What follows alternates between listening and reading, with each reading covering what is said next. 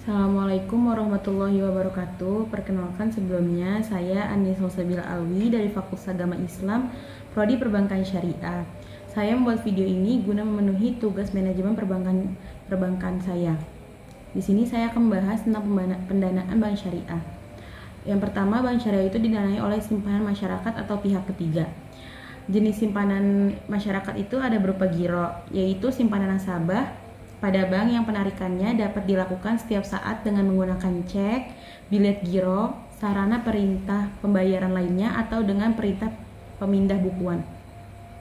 Rekening giro selain sebagai rekening simpanan pada fungsinya, lebih kepada rekening transaksi atau transactional account yang digunakan untuk memperlancar pembayaran transaksi ekonomi dengan menggunakan alat pembayaran berupa cek, bilet giro, dan kartu debit.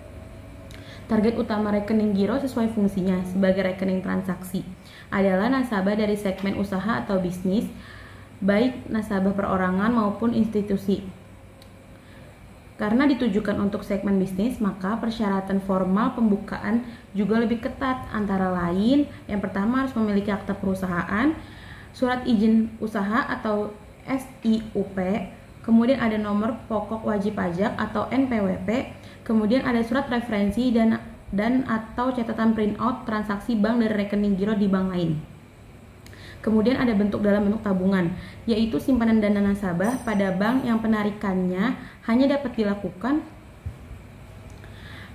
dilakukan menurut syarat tertentu yang disepakati, tetapi tidak dapat ditarik dengan cek, bilet giro, atau alat lainnya yang dipersamakan dengan itu. Rekening tabungan pada awalnya berfungsi sebagai rekening simpanan masyarakat untuk tujuan berjaga-jaga, untuk membayar transaksi keuangan yang belum direncanakan. Dalam perkembangannya, sejalan dengan kemajuan teknologi dalam sistem pembayaran, rekening tabungan juga dapat digunakan untuk keperluan pembayaran transaksi retail, baik keperluan individu atau usaha retail. Target nasabah rekening tabungan sangat luas, meliputi diantaranya ada anak-anak dan remaja atau pelajar yang memiliki tabungan sebagai dana simpanan. Yang kedua, ada perorangan non-komersial yang antara lain meliputi karyawan, ibu rumah tangga, profesional, dan mahasiswa, di mana mereka memiliki tabungan dengan tujuan sebagai dana simpanan dan untuk pembayaran transaksi. Kemudian ada perorangan komersial yang meliputi nasabah sektor bisnis skala retail yang menggunakan rekening tabungan untuk tujuan pembayaran transaksi dan juga dapat mendapatkan retur berupa bagi hasil yang lebih baik dari rekening giro hanya mendapatkan bonus. Kemudian ada dalam bentuk deposito, yaitu investasi dana nasabah pada bank yang penarikannya hanya dapat dilakukan pada waktu tertentu yang disepakati berdasarkan akad antara nasabah penyimpan dan bank. Rekening deposito berfungsi sebagai dana simpanan dengan tujuan investasi, yaitu untuk mendapatkan return atau bagi hasil yang biasanya lebih tinggi dari tabungan. Kemudian target nasabah untuk deposito itu adalah masyarakat yang mempunyai dana lebih dalam jangka pendek atau 1 sampai dengan 12 bulan, baik dari segmen perorangan, masyarakat, institusi.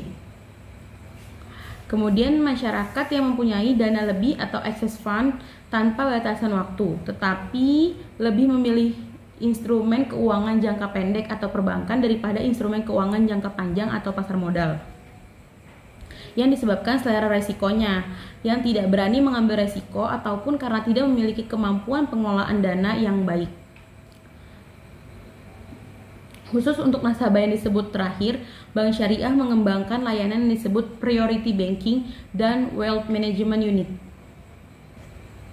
Kemudian ada akad simpanan masyarakat. Akad simpanan masyarakat ada yang berupa wadiah. Akad wadiah adalah akad penitipan barang atau uang antara pihak yang mempunyai barang atau uang dan pihak yang diberi kepercayaan dengan tujuan untuk menjaga keselamatan, keamanan, serta keutuhan barang atau uang tersebut. Wadiah itu ada dua. Yang pertama ada wadiah yad amanah. Wadiah yad amanah itu adalah akad wadiah di mana penerima titipan tidak boleh memanfaatkan barang titipan tersebut sampai diambil kembali oleh penitip.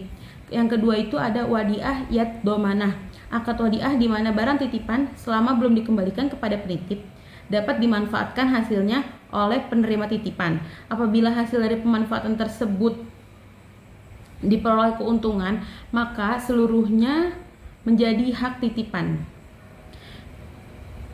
Penerapan pada produk bank syariah ini terdapat pada rekening giro dan tabungan. Kemudian ada mudharabah. Akad mudharabah dalam penghimpun dana adalah akad kerjasama antara pihak pertama sebagai pemilik dana dan pihak kedua yang bertindak sebagai pengelola dana dengan membagi keuntungan usaha sesuai dengan kesepakatan yang dituangkan dalam akad. Mudharabah itu ada dua. Yang pertama mudharabah mutlaqah. Mudharabah mutlaqah adalah sohibul mal memberi kuasa penuh kepada mudharib untuk menjalankan usaha tanpa larangan atau batasan yang berkaitan dengan usaha tersebut dan tidak terkait dengan waktu, tempat, jenis perusahaan, dan pelanggan. Kemudian penerapannya itu pada produk bank syariah itu ada di rekening tabungan dan deposito. Nah, yang kedua ada mudharabah muqayyadah. Sohibul mal memberi batasan mengenai di mana, bagaimana, dan untuk tujuan apa dana tersebut diinvestasikan kepada pengusaha atau bank ya, sebagai mudharib dalam pengelolaan dananya.